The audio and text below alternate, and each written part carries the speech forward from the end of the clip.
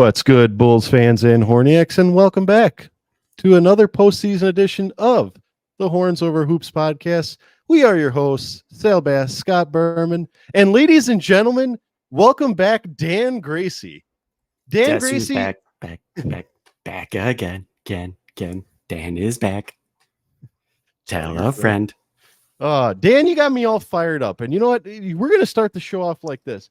We're going to take it down a couple notches, Dan. We're going to throw on some nice, soothing music, and you're just going to explain to the Bulls fans and the Horniacs where the hell you've been the past few weeks. Okay. You've missed 2 recordings, so we're gonna put on. Let's set the mood. We're gonna set the mood real quick. There you go. Ooh, I like this. There you go. And tell everyone your story. What's been going on? I moved. That's pretty much it. There you go. Cut the music. No. So yeah, I moved from Lake County to McHenry County. Just had to get our old place cleaned up and ready to show and then sell. And then we were homeless for like a day and a half. And yeah, now we're moved up to McHenry. We've been here for officially 1 week and a day. God, this music's so relaxing. I know. But yeah, we're first-time home owners, trying to figure this whole thing out. Currently, our AC is broken, but should be fixed on Wednesday, so we can be cool inside. Right now, my ears are sweating from these headphones. But yeah, we live in McHenry now. Awesome. Yeah. All right on. Well, welcome back, Dan Gracey. We missed you. I missed you guys. Scott, how you been? I know I saw you the other day. How are you doing? I'm doing pretty good. Yeah, I didn't move. I did it years ago when it was cheaper. Yeah. The market's insane right now. I highly do not recommend moving currently. It is a good time to sell your house, though. Oh, no, it's not, because then you have to buy a more expensive house. Then you still, that's very true. What it is it's a good time to downgrade. Yeah, there you go. Or sell your house and I feel like live in we a didn't Tesla. downgrade though. So No, you guys upgraded. No. Like if you're older like and bought the house, like my in-laws, yeah, they should downgrade. But my father-in-law will probably die in that house. He refuses. So, but it's his prerogative. Whatever. Shout out Dan's father-in-law. He listens, right? Of course he listens. I don't even need to ask. Yeah, he does. Sure. Yeah, family support us.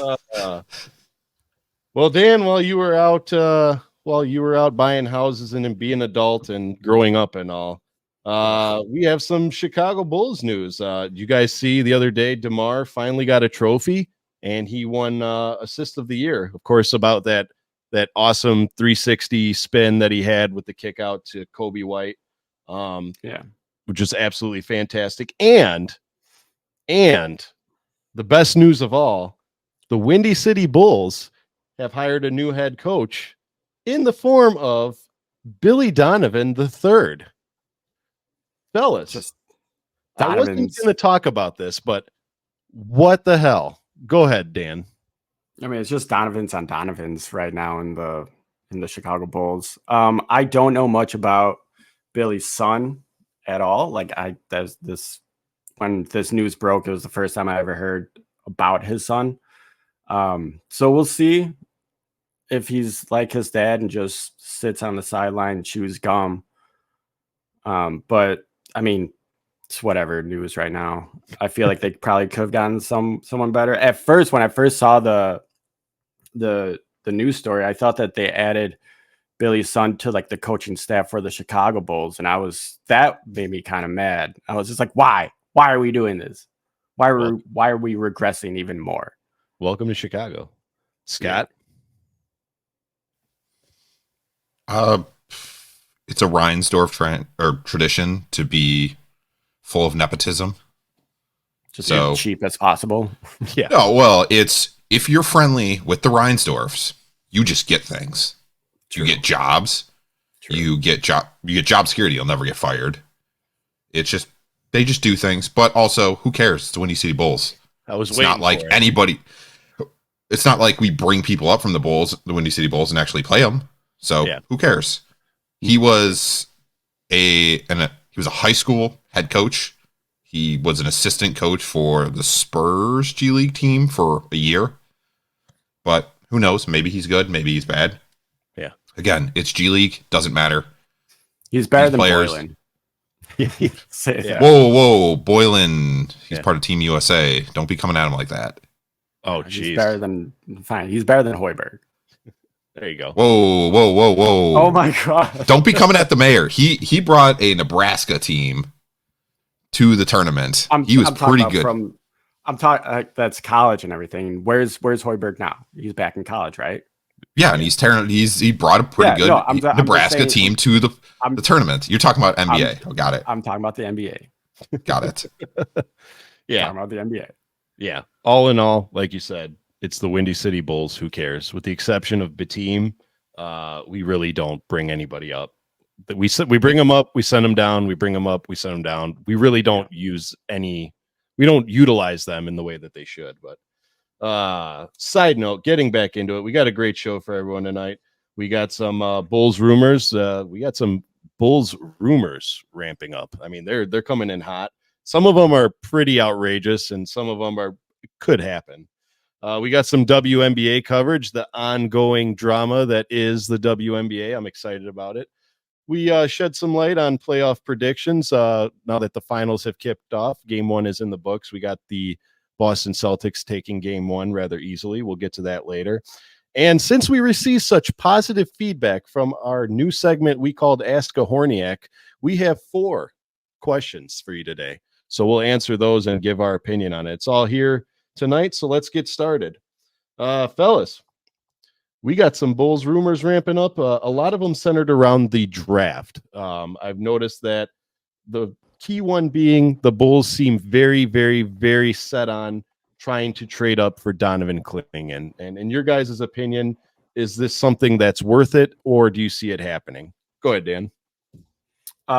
I haven't really been paying attention to this year's draft class. I'm pretty sure Klingon he's a center, or he's a big man, right? Yeah, from UConn. Yeah, then and he's from UConn, then yeah, I'm totally for that.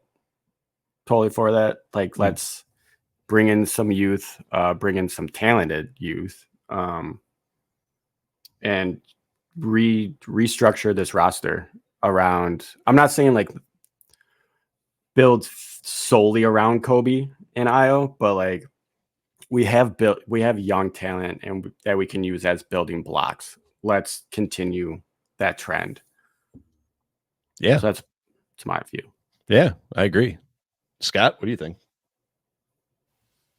The Bulls need to do something with center, so I think it'd be a good move to move up, especially because they're not bringing Drummond back, and it seems like Vooch is 1 foot out the door already.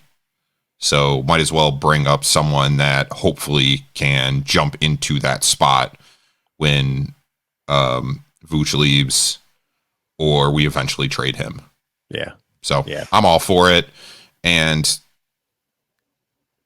But who knows? No one knows about anything about this draft. It seems like everybody talks about how this is going to be a bad draft, but we've heard that before, and it turned into a bunch of really good role players. So that's what I'm hoping this draft turns into. That's what I think this draft is going to be. I don't think it's going to be as bad as people are hyping it. I think it's loaded with solid role players. Yeah. Yeah, I'm with you guys. I mean, as far as, the Bulls trading up in the draft, I think that whenever you trade up to draft one player in particular, you're kind of playing a dangerous game because we're the 11th seed. So that would involve contacting the 9 other teams in front of you. And I say 9 because I'm pretty much Alex Sarr is pretty much a clear and cut number 1. So you're going to have to contact the 9 other teams above you, ask them who they're drafting, and then try to make a trade with either the team in front of them or that team. And then at the same time, you also have to bank on the teams actually drafting the player that, or if they'll even tell you who they're drafting. And again, is this a draft class where trading up for a Klingon caliber player is worth it. Yes, we do need a center, but is there enough hype? Is there enough, whatever about Klingon to make it worth potentially trading? Because I guarantee you anything trading up in the draft is going to be centered around an Alex Caruso. Now, in my opinion, is it worth trading Alex Caruso for a pick in this year's draft or next year's draft? I would probably hold off and wait till next year. But you guys know me. Donovan Klingon was my boy. I mean, I would kill to see him in a Bulls jersey. But I have a question. Yeah, go ahead. What pick does Oklahoma have? I off the top of my head, I'm not sure. Do they have? Because there's rumors. I don't know if we're going to be talking about this, but there's rumors that OKC is interested in Pat Williams, and if OKC, since OKC has, I'm pretty sure they have 3 picks in this draft alone, in just the first round. Mm-hmm. If they have one that's high, then maybe we could do like Pat Williams and maybe AC for a pick instead of just like a sign and trade kind of scenario. Yeah. Oklahoma is 1 behind us, so they're 12th. Okay. Oh, yeah. Okay. Then never mind. Well, I mean, but here's the thing. Like he said, Oklahoma's shown interest in Pat. Here's my thing with him being a restricted free agent. Why would Oklahoma need to give up any of their draft pick when they can just say, "Hey, Pat, we'll offer you, 4-year $80 million or 4-year $100 million," and the Bulls are going to be like, "Yeah, we're not touching that. Here, take them." You know what I mean? So they wouldn't really need to give up anything. That's one thing they could do, but they also have so many picks. They have more picks than actual players. Yeah. Oh yeah. So they can't. There's no way they're going to keep all 3 of their picks this season or this draft. No, I could see them trading for that win now player. Yeah, if we can figure out a trade scenario where you get what you want, we get something that we want. Yeah. There's no reason why we can't work something out. Come on, guys. It's all be friends. The most realistic trade is the Spurs. I would think they have number 4 and 8. They don't need a center. And I think there's a couple big men expected to go early. So they may trade with someone to move back. With us, they move back, 4 picks? Which they one? made the 8th or the 4th? Yeah, the 8th pick. Okay. Because Klingon's probably going to go around there. I don't think he'll be top 5. But no. If he's there at 8, I think that would be the move to try to trade with the Spurs. No. Are you talking about just like a pick swap? No. I think we would have to trade a player. Like we would send them Caruso and our pick, and they give us, the 4th overall. Which that's what the Spurs need. Yeah. Which that actually segues into my next question is, what kind of a trade value does Alex Caruso actually carry now? Because we noted that last year it was reported that, whether it was rumor or real life, that there was teams willing to offer 2 first-rounders. So do you think he's kept that value, or do you think it's stepped back, or do you think he's exceeded that value? What do you think, Dan? I would give maybe 1 first and a second for Alex at this point. Not to I'm not shitting on Alex at all. Because he's a second all-team, all-defense, second all-defense team, which is stupid because all the big men were in the first, and then all the guards were in the second. Yeah, come on, NBA, do better. But I definitely do think that his talents can be serviced onto a championship team, and there's tons of championship teams that want him. But I don't think we're going to get a player or anything like that. I think just a first and a second, or maybe we can finesse 2 first-round picks for him. But yeah. What about you, Scott? As bad as it sounds, he's going to be added on to a Zach LaVine trade, and it's going to be the only way we can get Zach LaVine off our team. Yep. Oh yeah, that could happen. That's what's going to happen. Yeah, we're going to have to give him up. He's on his last year too, right? His contract. Alex, I believe he's coming into his last year. Yeah. So he's on his last year. So he's going to be someone we're going to have to send to sweeten the deal, because no one's going to want Zach for that price if they're not getting another good player. but we'll get something in return. I don't think we'll get 2 firsts. I mean, I mean, you want to send him to the Spurs and I don't know who they have on their roster that's worth taking, but give us that 4th and then somebody else. You know what I mean? Is that a little too much? Sure, but I mean, you're unloading a $40 million cap space. Now the free agency looks a lot better than it did before. But here's the thing. Like, I think a trade with San Antonio would be absolutely incredible, because imagine an Alex Caruso coached under a Greg Popovich. I mean, also think about if Zach is part of that trade, think about Wemby with Zach LaVine. Oh yeah. That would be a killer duo as well. Like, I know we shit on Zach recently and everything, but I mean, Zach is still an all-star, just scoring machine. As you're wearing his jersey. Yeah, I know. I'm wearing my ladies and gentlemen, for those who are watching us on YouTube, he is sporting a, what is that? Black Zach LaVine jersey. Statement jersey. I was looking for the word for it. Statement jersey. Anyway, sorry.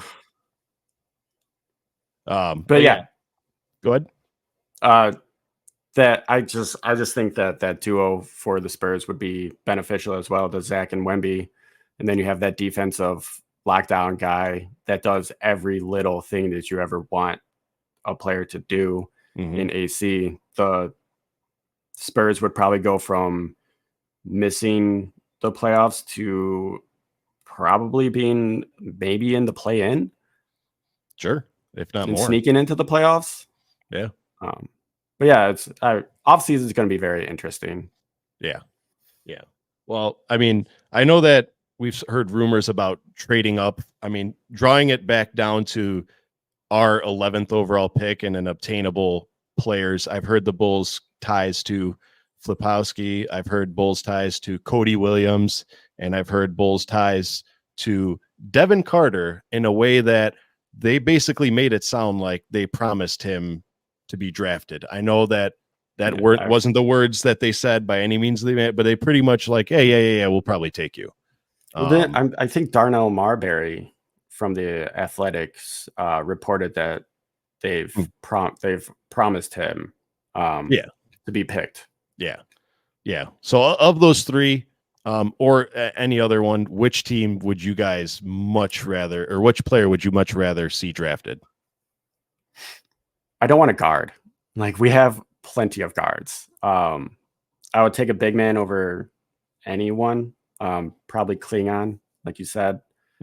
But yeah, I haven't really been paying that much attention to this draft class or anything like that. So I just hope that whoever they do draft, it's a need instead of a want. Yeah, I agree. Scott, of those 3, who would you rather see?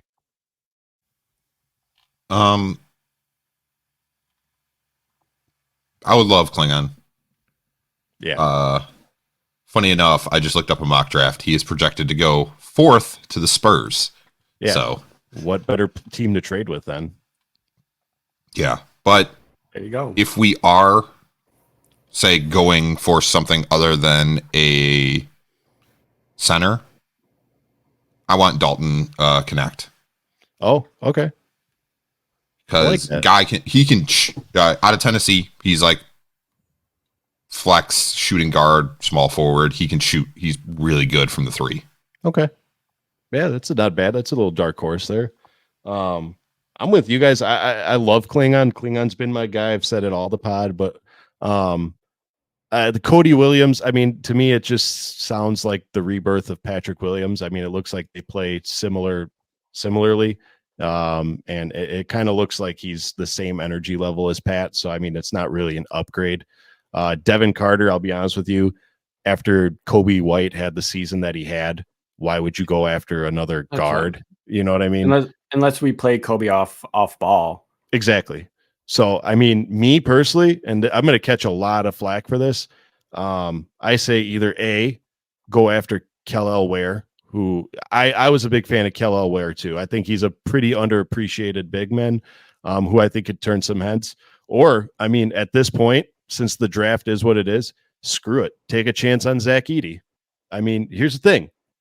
this is a draft class where there's no clear and cut, order. I mean, no one's going to lose their job for taking this person over that person. So, I mean, if that's the case, roll the dice, take the gamble on Edey. If he doesn't work out, oh well. If he works out, you have this 7 foot plus, big man that you can run the pick and roll with, and somebody who knows that they're not going to force up 3-pointers because they know they can't shoot 3-pointers, which is exactly the problem we had with Vooch. So they can perfect one area.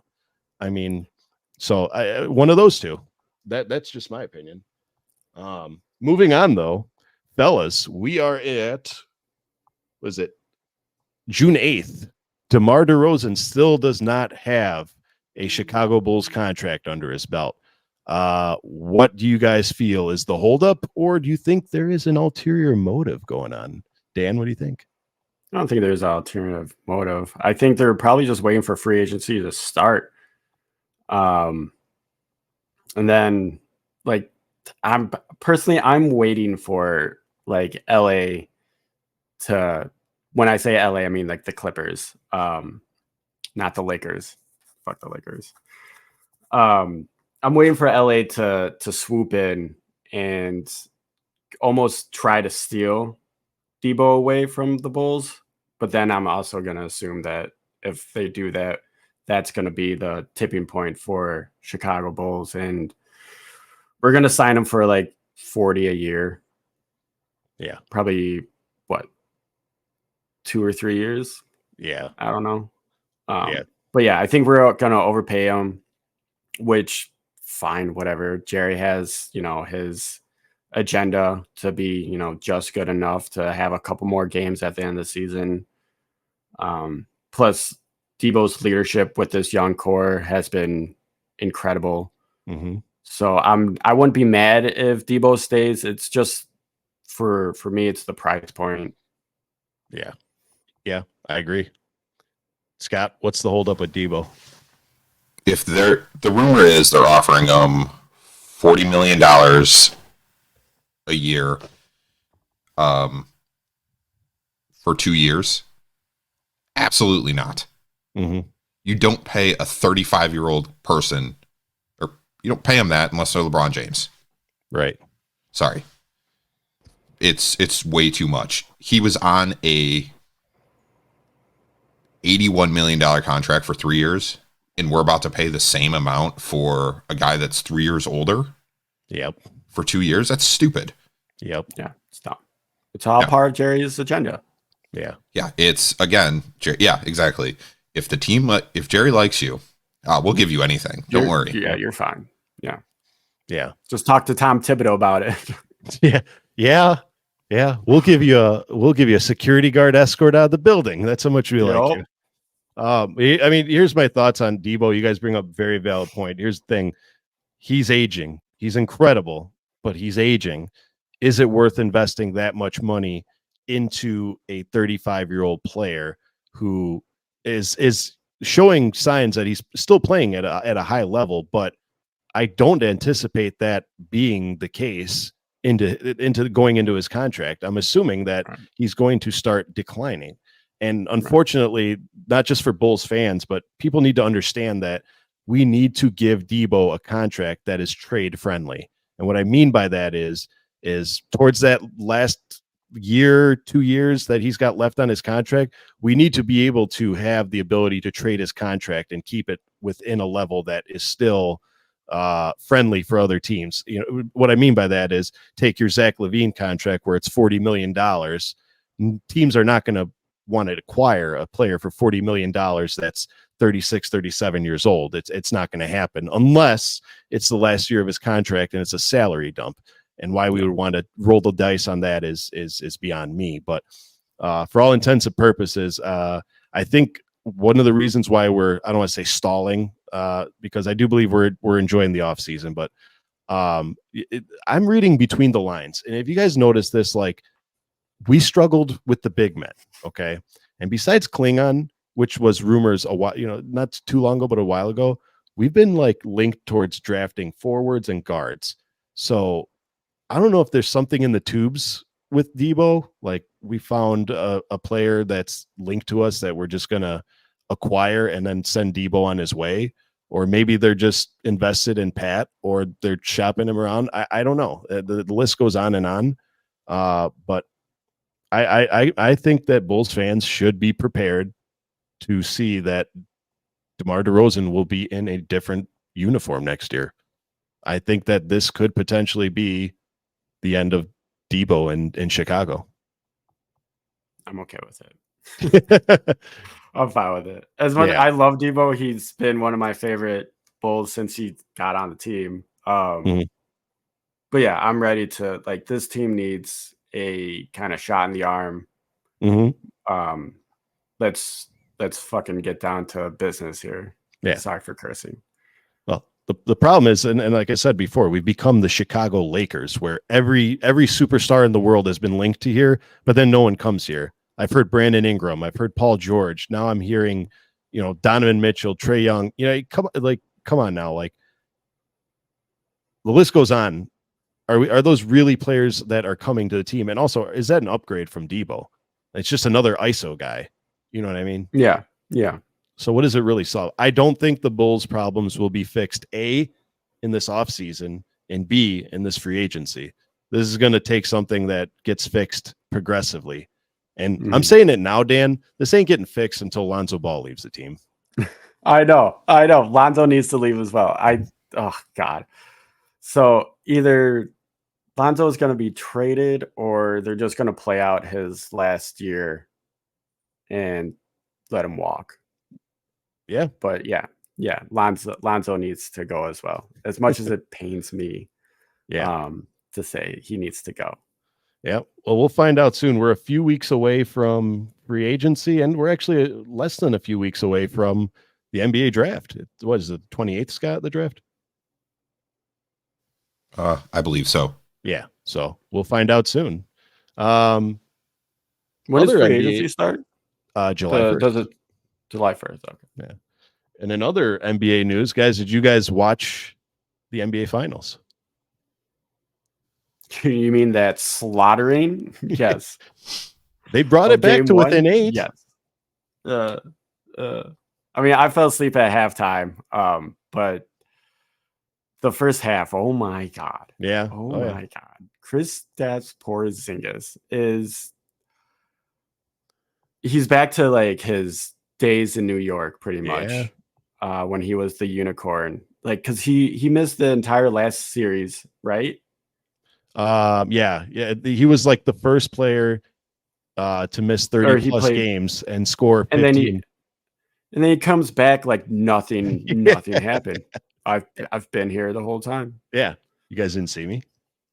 Yeah. Like, oh God. But yeah, like I said in October, our very first recording, you can even go back and listen to episode 1. Boston is gonna win the finals this year. Yeah. And I think that's a very real possibility. How many games? Do you think it'll be 6, 5? I think sweep. I'm gonna say I don't think it's gonna be a sweep. I think the Mavs are eventually gonna figure it out. Like the day we're recording this is the 8th. The game 2 is tomorrow. I am expecting the Celtics to lose at least 1, so I'm gonna say Boston in 5. Okay, maybe 6. I'll say 6 to be safe. Boston in 6. Scott, what do you got? I actually forgot the game was on. I was watching. Yeah, I really forgot because it was like a week and a half between the end of the conference finals to the start of it. So it was like I completely forgot about it. Yeah. But I was watching the Sky game, and then one of you guys texted me that Porzingis is going off. I was like, oh shit, the game's on. And I look at the score. The Celtics are up like 20. Yeah. So it was like, oh, okay. I finished the Sky game and then put it on in the background and didn't pay attention. Yeah. But I did look at highlights, and the Celtics plan is go at Luka. He is awful at defense. Like he cannot pick up the switch. Like he's a ball watcher. He doesn't play off the ball defense. So if they just go at him, he gets stuck on a guy, and then someone else is just wide open because he doesn't switch. So if he can't figure it out, they're done. Yeah. I'm with you guys. And so you're picking Boston, right?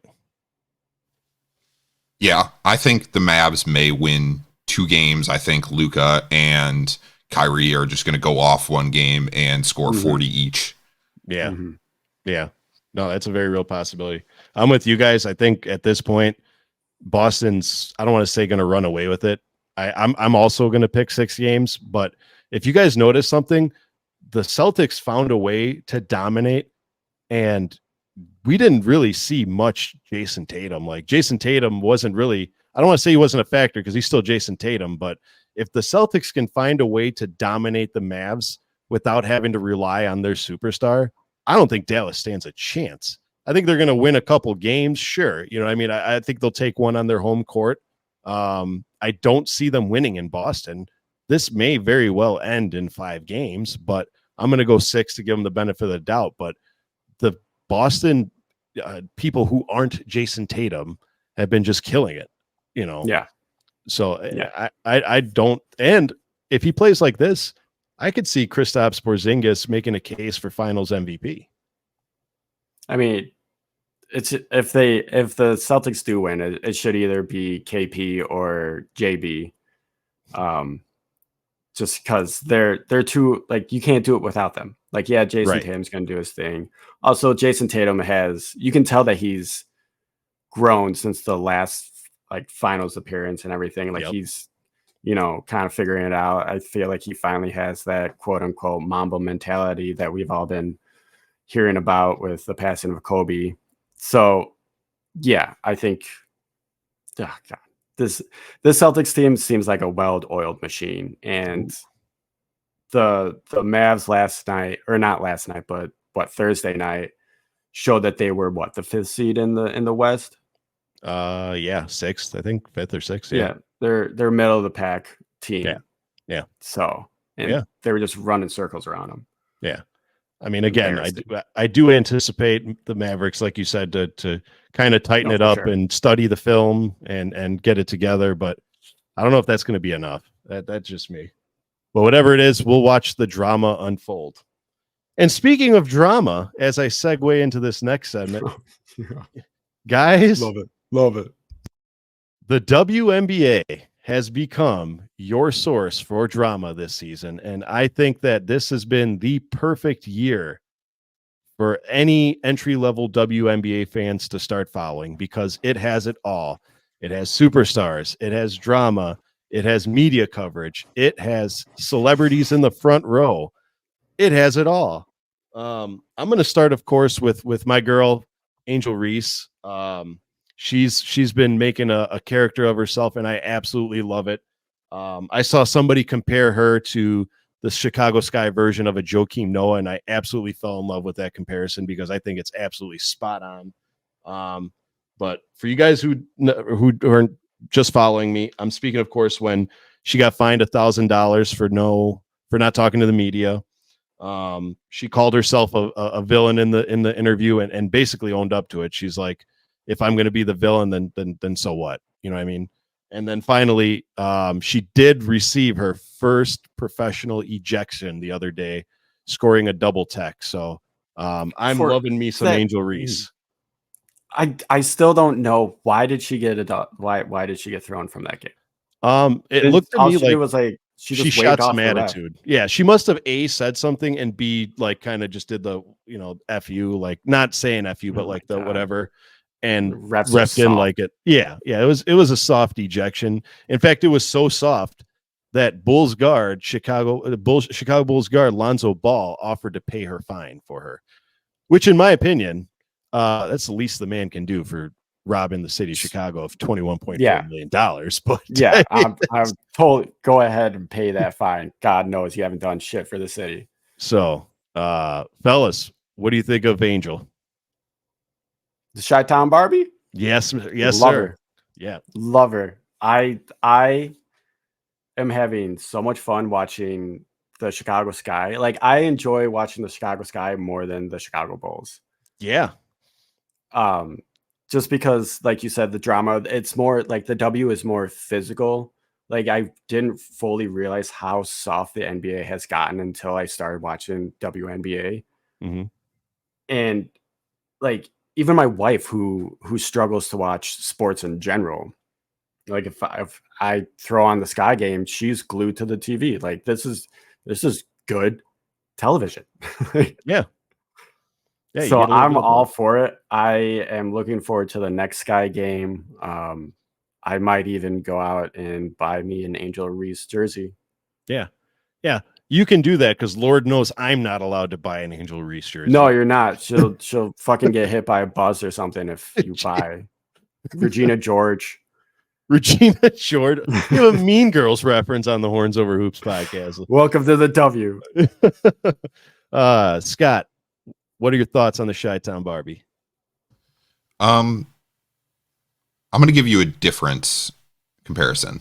Okay. I see her as a Dennis Rodman light. I was going to say she's more like Dennis Rodman. Okay. She is so scrappy on the boards, and I think she's leading the league in offensive rebounds. She's crazy with those, but she can score. So that's Dennis can't do that. But she also has like the same type of attitude that Dennis did. Yeah. And then I know that we're a little late, but she did have that huge double. She's had a few double-doubles, but she had a huge 16 and 11 double-double the other day. She had 5 steals also.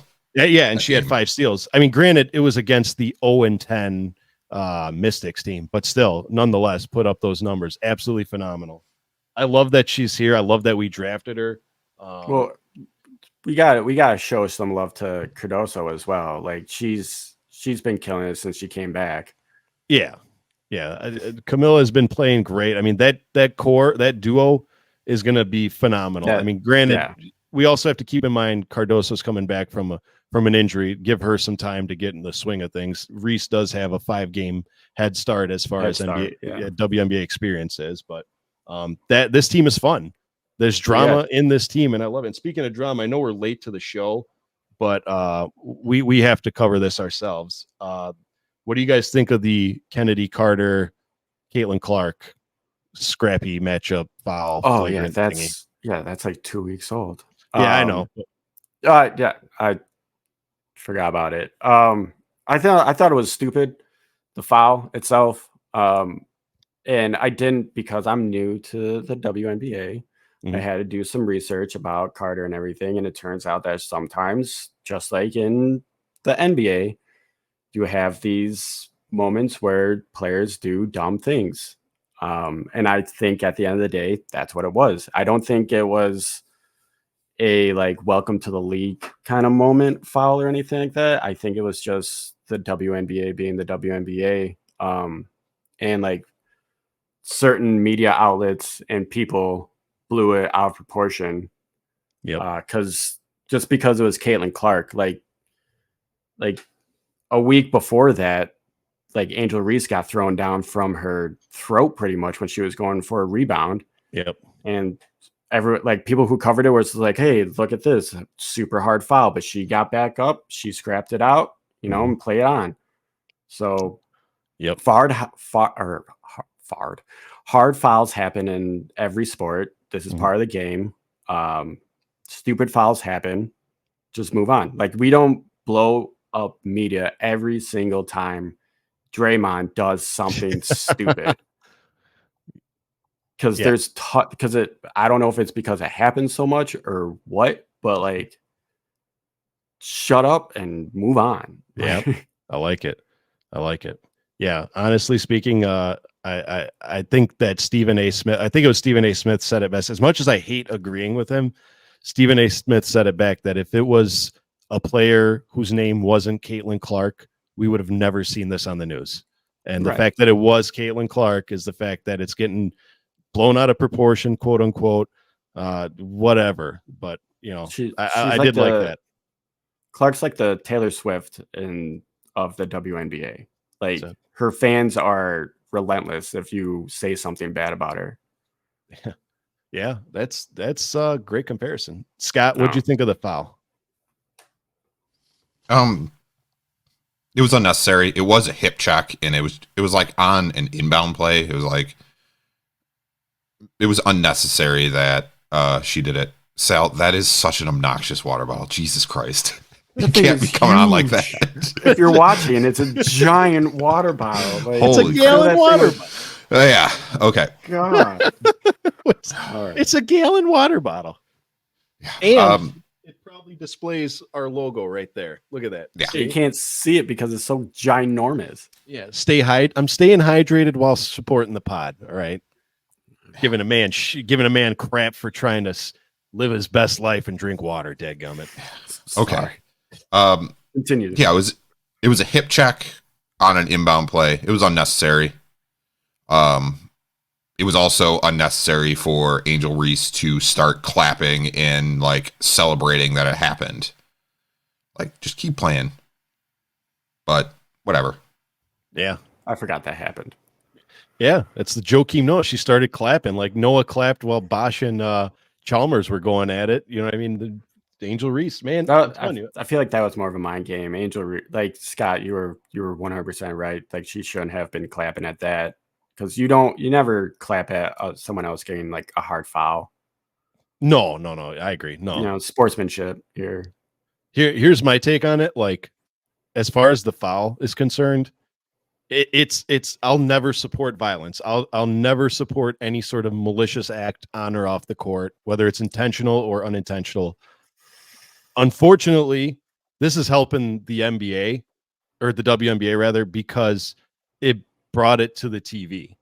I mean, it's getting coverage. It sucks. And it pains me to say this, that because of somebody getting fouled and potentially could get hurt, that it's making the WNBA fun to watch. You know, I don't support it. I want to be perfectly clear.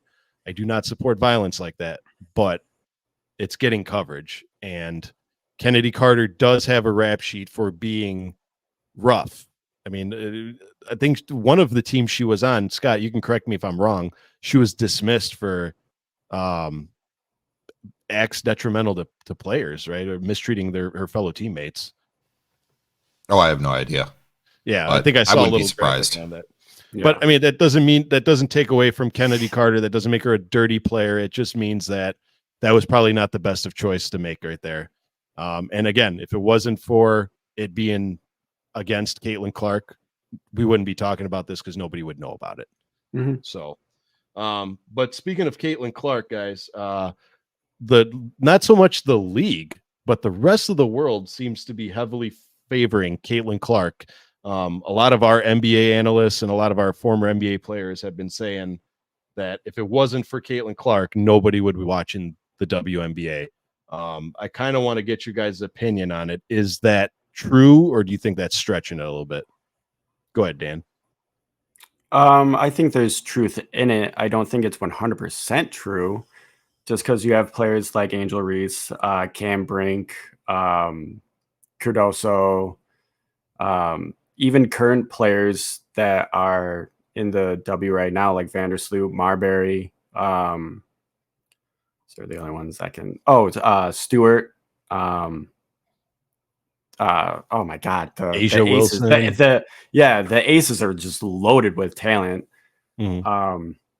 So I don't think there's that's 100% true. I do the truth part is because Caitlin Clark is so popular and she was a killer at Iowa, and she was held onto this, or we put her on this pedestal of like Steph Curry kind of talent. That's why most people are probably watching the W now, or the W has gotten this influx of fans, us included. Mm-hmm. But I didn't watch it for Caitlin Clark. I watched it for Angel Reese, especially because the Sky drafted her. Like hell yeah, like the Sky drafted this amazing girl from LSU who has like a chip on her shoulder, that plays rough, that plays so good. Mm-hmm. I'm excited. I'm excited to watch this. So it doesn't. Scott doesn't care. Scott left the building. You pissed Scott off. He just left. He's like, "This is blasphemy. You're talking about my girl Caitlin." But But yeah, I just I don't think it's solely because of Caitlin Clark. I think this entire new influx of talent from this draft definitely helps the W with getting new viewers in and watching. I agree. Well, Scott, welcome back from your. Oh, hey guys. Scott just up, and if you guys aren't watching on YouTube, Scott heard Dan talk smack about Caitlin Clark and just up and left. So, but what's your take, Scott? What do you think about Caitlin Clark? She definitely helped bring more viewers. But I also think the All-Star game, having Sabrina Ionescu in the 3-point contest, helped too. And then there seems to be a effort this year for NBA players or football players or just people from men's sports going to the game and kind of supporting them. Mm-hmm. And I think that's helped. I don't know if it's a push by the NBA to try to get these players to the games to kind of just get more eyes on it, or they're actually doing it because they're interested. Mm-hmm. But Caitlin Clark's definitely bringing a lot to it, but also, like Dan said, Cameron Brink, Angel Reese, Cardozo, those are big names that people saw in college that they wanted to see what they do in the WNBA. There's some really good women playing. Yeah. Well, gentlemen, I agree with both of you. I was say all three of you, but I'm including myself in the three. That would be that'd be weird, but I agree with both of you guys. In my opinion, I have lived through there being big WNBA players coming out of college with big names. I mean, we were all there for Brittany Griner. Brittany Griner was the next big thing. And was she the first? Was she the first one to dunk? Who was the first woman to dunk? Lisa Leslie. The Los Angeles Sparks. But I lived through that, and she came out of college and she got drafted, and it's like, okay, big deal. Not that I didn't care. I didn't pay attention, but this year we had Caitlin Clark coming out. But again, I was more interested in the rivalry between Caitlin Clark and Angel Reese, which was, that one game. But Caitlin Clark, if she would have been drafted by WNBA, it wouldn't have drawn my interest more than Angel Reese going to the Chicago Sky. Because I think that with Angel Reese going to the Chicago Sky, she is that character that the city needed to put the WNBA on the map. Yes, Caitlin Clark is a tremendous athlete, and her style of play is what's grabbing people, because let's face it, nowadays people love the people that can shoot the long ball. Players that can hit the ball from 30 feet out, they're the fan favorites. So that's just the new hot thing for the sport is to shoot the three. Ask any kid who's their favorite basketball player, they're going to say Steph Curry. Correct. Yeah, exactly. So, I mean, did it help me per se?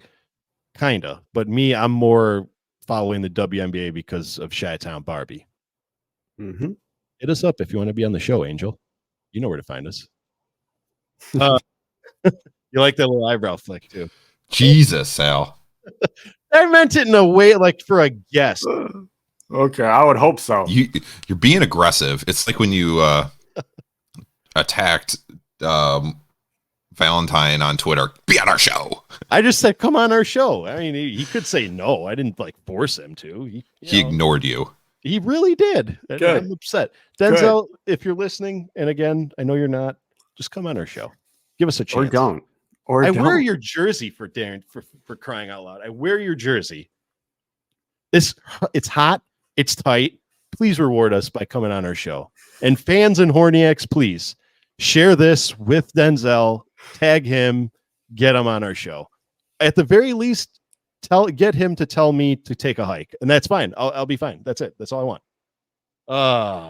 And speaking of the fans, another great segue here. Dan, you weren't around for this, but we instituted a new segment that we like to call Ask a Horniac, in which case we ask the fans to ask us a question, and we respond to it on the air. And as you know, Juice was the first ever Ask a Horniac fan, so to speak. Okay. So we honored him last week. We answered his question. Shout out, Juice. But this week we received more questions, and it was hard to choose between just one. So let's answer them all. We got 4 for you today. Starting with question number 1. And this question comes to you from Twitter, and it's from the Let's Talk Bulls podcast. Shout out Q. As you know, Q was on our show. Nice. Great guy. We enjoyed having him. And Q asks, in the current NBA basketball landscape, do you think Kobe White or Angel Reese will mean more to their current teams in the next couple of years? Dan, I'll let you answer that. Who's worth more to their team, Angel Reese or Kobe White? I'm going to go Angel Reese, just because the Sky aren't very good right now, and I feel like if they build around Reese and Cardoso, I'll even throw Marbury in there because I really do like Marbury as well. They could have something good, have something nice to compete with. Meanwhile, Kobe, as much as I love Kobe, he's not an all-star. I don't think he'll ever be an all-star. I think he's a star, but I think he's like a supporting star, you know? Yeah. Meanwhile, I think Angel Reese is like, she could potentially be the face of the Sky. Yeah, I agree. So I'm going to take Angel Reese. I'm going to go to the opposite. I'm going to go Kobe. Okay. Mainly because it's about to be a switch over where he is the Bulls, because we're done with the team's obviously done with Zach. There's a possibility of DeMar leaving. He's the one that's going to have to be the guy. He's going to have to take over. He was almost an all-star this year. He may win most improved if he becomes an all-star, because that's how the award works now. Yeah. But I think it'll be him. And this year, really, he has to step up and show that he can score 20, 25 points a game and get 5, 6 assists a game and become a floor general. Mm-hmm. Yeah. So if he has a good year, it'll be him. It depends on it depends on what happens with Debo and Lonzo. Yeah. Because I mean, if Debo's on the team, forget about Lonzo. Let's forget about Lonzo. We have the rest of the league has. We have for 2 years. We've forgotten about him. It's just me.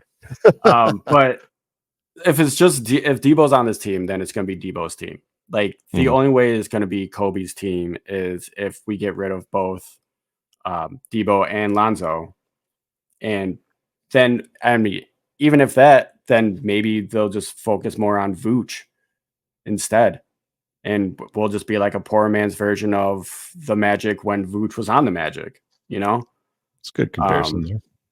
So, yeah, that's just my 2 cents on why I didn't pick Kobe again. Yeah. I mean, here's my take on it. If you're asking who means more to their team, Bulls fans need to admit this. And now I don't mean any disrespect towards either of the two. I'm a huge Kobe White fan. I'm a huge Angel Reese fan. But if you ask me who means more to their team, I have to say that given the current status of the Chicago Bulls, I mean, we can name several point guards since Derrick Rose, and even before Derrick Rose, that were just failed experiments on the team. So unfortunately, if Kobe White next season goes out, lays an egg, and doesn't live up to the Kobe White that we know that he can be, I don't think it changes the Bulls at all, so to speak, because it'll just be another failed experiment, and we have a reputation for failed experiment. Whereas Angel Reese means more to the Sky because of the fact that this is such a pivotal and important year for the WNBA, that if she doesn't live up to her expectations, you can lose viewers, you can lose fans. The Sky have more to lose if Angel Reese isn't on the team than if the Bulls didn't have Kobe White.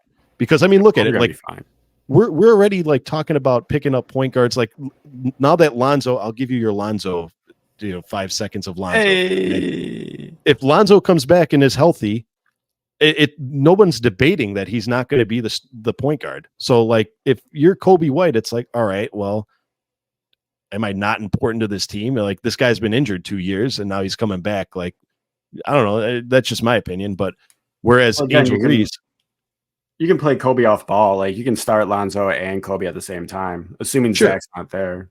Sure. Yeah, sure. But I mean, like, as far as like who means more to their team, I think that the Sky have a lot more to lose as far as the big picture than the Bulls do. Unfortunately, we're just a mesh hall of mediocrity in Chicago Bulls basketball. Exactly what we are. Q, thank you for the question. Shout out Q. Go follow him at the Let's Talk Bulls podcast. That dude's doing incredible things, and he was a great guest. Which, side note, we've had many guests on our show, but Q was one of the ones that literally made me feel like he was like one of the hosts. Like, you know, like when you talk to guests, you talk to them in like a guestly manner. Yeah. Q came on the show and basically made it look like he, you know, was carrying it like another host. So shout out Q. All right. Moving on to our next question. This comes from Justin at the Bloody Horns podcast. Shout out, Justin. And his question is, if you extract Dennis Rodman from the 1996 team and place him on the Bulls now, how many games are we winning? Dan? All right. Who's off this team? I feel like because we would have too many players if you just plop Dennis onto this team. Mm-hmm. And I feel like it should be Drummond. So like replace Drummond with Dennis. I mean, I think he's just saying just put him on the team. You can keep the team how it is, just put him on. Oh, well then we win the second round of the play-in, and I feel like that's pretty much us. And then we get smacked by Boston, and then I feel like that's pretty much it. A couple more wins, and that's it. Okay. I don't think he's like a true game changer for this current roster that we have. Okay. Scott? So we put what, like prime Dennis Rodman? Him from 96. From 96. Okay. Yeah.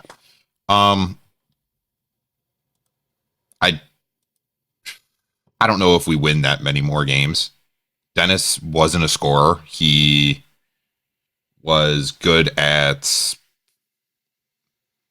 getting rebounds and doing defense. The hustle plays. He'd probably get ejected a lot. So we wouldn't get past probably the first round. Okay. Yeah. Probably make it into the playoffs, and that's probably it. All right. Gentlemen, hold on to your seats, because what I'm about to tell you is going to either piss you off or make you fall backwards, but whatever. I think if you take Dennis Rodman off the 96 Bulls and put him on this team, I think we are the 6th seed in the East. And now let me explain before you guys hang me out to dry. What was the number one thing the Bulls were struggling with all season? Well, I'll give you what are the two things that they were struggling with all season. I mean, rebounding and height. Now, granted, Dennis Rodman is 6'9", but he plays like a 7-footer because of his just presence. So I think a lot of those, he's long. I think a lot of those games where we were out rebound that we lost, those would be wins. Now, if you noticed, we led the league in close games. I think we had like 50 something close games. Not saying we would have won all 53, not saying that at all. But even if we win a quarter of those, we already propel ourselves into the 6th seed. His behavior would have to be an issue where it's like, yes, will he be Dennis Rodman that, you know, doesn't get ejected and puts his heart into the team? That's another factor. But I think just his stats alone, we would have been the 6th seed, and I think we would have made it out of the first round and maybe had our hands full with I don't know, whoever the 6th seed played, we would have a problem with them. But I think that he would have helped us a lot more than just the presence. But that's my opinion. That's it. No backlash, just a red. I was expecting a Stephen. I totally understand where you're coming from. It's just that because we're just so mediocre. Yeah. I don't think it would be that much of a game changer. As much as I love Dennis Rodman, I just don't see him being like the force that would tip us, over the edge into true contendership or anything like that. Yeah. So, Oh, I'm not going to say we're contenders. I'm going to say our team goes into the 6th round. Definitely not contenders, but I agree. So that's my sense. Justin from the Bloody Horns podcast, thank you for your question. Our next question goes to Mo Banks, Morris Bankston from Twitter. Mo Banks. We love us some Mo Banks here. Shout out Mo Banks. Mo Banks asked, assuming Andre Drummond is done in Chicago, who do you want to replace Drummond's roster spot with? Dan? Dennis Rodman. All right. Like now, not just like right now. I want current Dennis Rodman. With his necklace with the vape on it, just out there grabbing, Yeah. No, Drummond is done. I think he's gonna go to Houston. Maybe he goes over to the Grizzlies. I don't really know, but he's not gonna be in a Bulls jersey next season at all. And since we do need size, I just give us a big man. Maybe we can maybe we can even do like a sign and trade for Pat or for Debo or something. Like I just want another good big man. That's all I want. Yeah. Okay. I don't care who. Yeah. We're going to be mediocre. We're not going to win anything. Yeah. No, you're not wrong. Scott, who would you take? We should draft someone, but what's going to end up happening is we're going to sign someone like Tristan Thompson or like Boban. I hope not. As long as it's not Tristan Thompson, I'm good. I just don't see the Bulls doing anything I don't even know who impactful but really they should be drafting a center. Yeah. I'm with you. The fact that they're not zeroing in on centers in this draft is kind of disturbing in my book. They may give your guy a chance. Who? Yeah, Zach Edey? Oh, no. Who's the guy from the Windy City Bulls that they kept bringing up and then refusing to? Yeah, they may play Snogo. They may give him a chance this year. Hopefully. There you go. Yeah, I've totally forgot about Snogo. Bring on Snogo Foley, make him part of the Chicago Bulls instead of the Windy City Bulls, and replace Drummond with maybe a forward. Yeah. I mean, all good ideas. I mean, here's my thing. I mean, obviously, who do I want to replace Drummond's spot? Would be Sonogo, just because of the fact that, listen, we signed Cristiano Felicio to an NBA contract, not a two-way contract, a multi-year NBA contract, and that man got paid. But my boy Sonogo is on a two-way contract coming up, putting up numbers. So obviously I'd want him to replace his spot. I think the Bulls messed up last year by not having UConn mentor UConn, because you could have had Drummond mentoring Sonogo, and I think it would have just been, hey, all right, I'm leaving. You're the next Drummond, so to speak, because they almost play similar games other than the fact that Sonogo can shoot the ball significantly better than Drummond, let's just face it. But as far as actual replacement for talent-wise, I'm not too sure, just because I don't know what the free agent pool looks like this year. I mean, granted, no free agent is going to be better than probably the best rebounder in the league. But like, who wishful thinking? I would love to see Klingon. I would love to find a way to get Jonas Valanciunas over here. The guy's a stud. But other than Claxton? that, what? Claxton's a free agent. Yeah, Nick Claxton. I mean, but again, bring in like Daniel Tice again. Yeah, Danny Tice. Again, like, that's just assuming that Nick Claxton gets signed here. Let's say he gets signed here. I'm assuming he's going to start. I mean, if you're talking about somebody who replace him in the bench, I mean, I don't know. I would probably say a good NBA draft pick. Oh, DeAndre Jordan. Would you take? Would we have to like lock him in his house and make sure he signs a contract in order to get him here? Full Mark Cuban him. Full Mark Cuban, yeah. Why don't we go full Mark Cuban and Mark Cuban buys the Chicago Bulls? How about that? I would love it. Cubes, if you're listening, make a phone call to Jerry. I mean, he just sold the Mavs. He sold the Mavs not too long ago. So what you're saying is he doesn't have any other responsibilities to NBA basketball, and he's available. I feel like he might be out of the game. Well, he is. He's still I know he still has some sort of relationship with the team. He was given control still of the team. He just doesn't own them. All right. Well, whatever. It's a whole weird thing.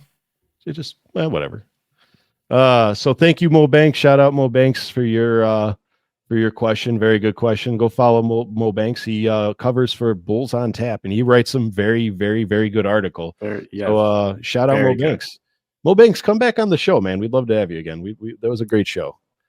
And our final question goes to Samadhi Yi, and I hope I pronounced your name right. Samadhi Yi. He's been one of our greatest supporters. Very few Twitter followers that we have like every single comment and post that we have, and Samadhi has been one of our biggest fans. So shout out to him. I love his question, which is why I saved it for the end, because it's been an ongoing debate on this show. But he asks, what are your favorite restaurants in the Chicago area? Non-basketball question. I love this question. Dan, favorite Chicago restaurant? Michael Jordan's restaurant. No, I'm just kidding. I've never been there. It's too expensive. Yeah, same. I've sat in the bar and thought about getting appetizers there, and it was like $40 for an appetizer. Yeah. I can't justify that. Sorry, Mike. Not everyone has that kind of money. Not everyone's a billionaire, Mike. Yeah. And I also don't have a crippling gambling addiction. Okay. So, all right. Sorry. Relevant, I guess. What's your spot? But no, so my favorite spot, man, I haven't gone down to the city and eaten in a long time. I mean, obviously there's like the classics, like me and the wife were just talking about Ed DeBevick's the other day. Yeah. If you want to go down to Chicago and get insulted, go to Ed DeBevick's. They also have good food. What other? Oh, Gibson's Steakhouse. Yeah, good. That's a great restaurant. And then the Billy Goat. Yeah, Tavern. That they truly it's classic. It's super old, but it's so good. They have great burgers. Yeah. So those are probably those are my three. Right on. Yeah, good spots. Scott, I know it's Portillo's. I don't go to Chicago because I don't want to spend 45 minutes in goddamn traffic when it's when 290 and 90 merge. It's 45 minutes to get downtown. That's stupid. I'm not doing that. I can drive up to Milwaukee. It takes 45 minutes to get there. Whoever designed that whole thing, it's awful. It needs to get. Yeah, I hope they're dead. Jeez. Yeah, but I don't know. I don't really go to Chicago. I do love Italy. Yeah. But I don't go to Chicago often. Right. Around here, there's a place actually kind of near Dan's house called Uprooted that they put beets in all their dishes, and it's really good. Ooh. Don't go there. You have to get it taken out, because if you go there, there's a guy that walks around with a dessert drink trolley, and he takes you on a journey around the world, and it's obnoxious. And don't do it. You think it's interesting. It could be, but it's you the world. It's super weird, and yeah, but the food's really good. Milwaukee has some really good food. I would highly recommend going to Milwaukee for food. I know Chicago has like everything, and there's probably I know there's a lot of really good restaurants. It's just, I don't want to spend $60 to park there. I don't want to spend so long driving there. I can drive to Milwaukee.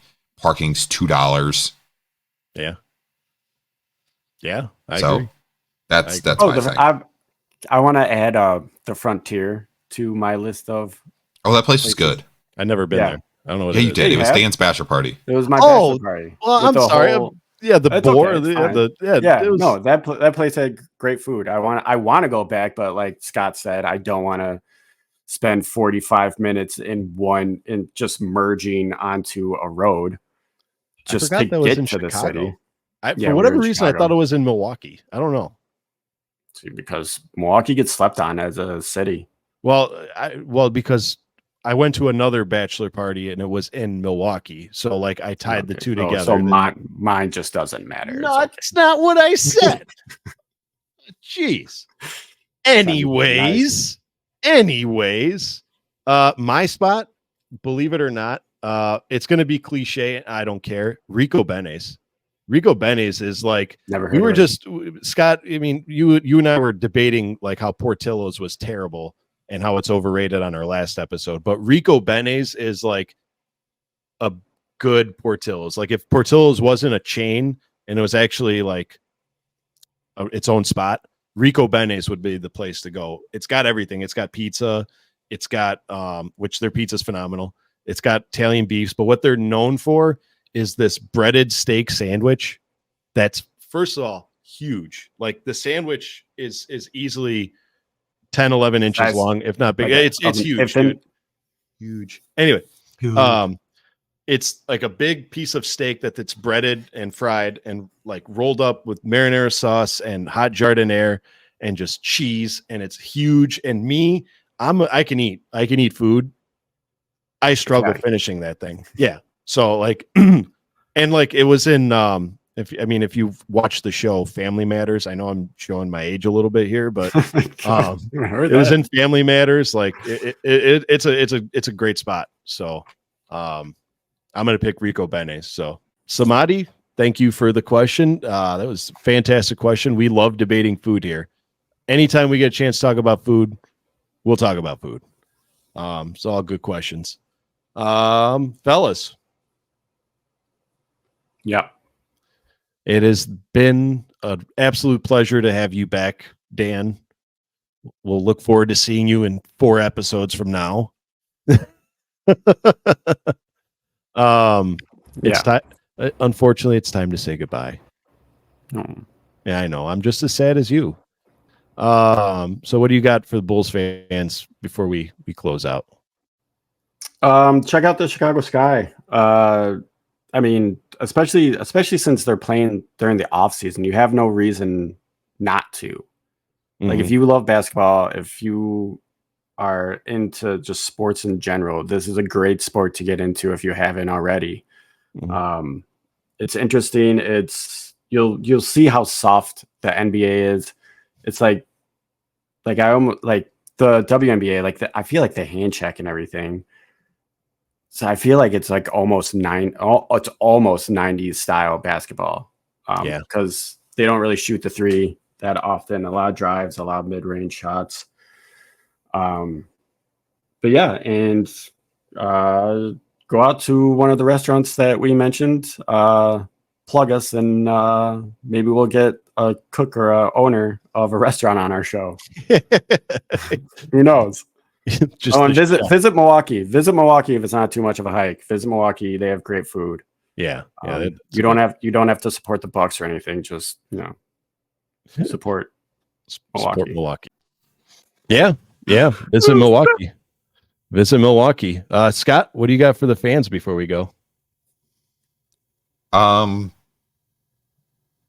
It's off season, so I've definitely been trying to get into other sports.